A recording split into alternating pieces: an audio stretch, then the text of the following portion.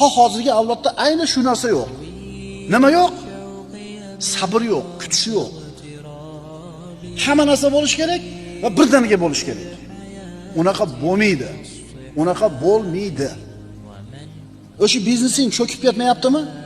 Orqaga ketmayaptimi? Bir xil turibdimi? Ko'paymayapti, lekin ozaymayapti ham. Tirikchiliging o'tib turibdi, kamikating bo'lib turibdimi? Sabr qil. Alloh qo'llayman degan. Va man yatawakkal alallohi fa huwa hasbuhu degan. Kim Allohga tavakkul qilib suyansa, Alloh uni ishini qo'llaydi, o'zini qo'liga oladi degan. Ishonasanmi shu oyatga? Va man yattaqillaha yaj'al lahu makhrajan.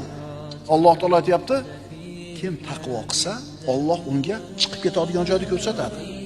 Muammodan chiqib ketadigan yechimni ko'rsatadi. Orqasidan va yarzuquhu min haythu la yahtasib. Kutmagan joydan rizqini beradi.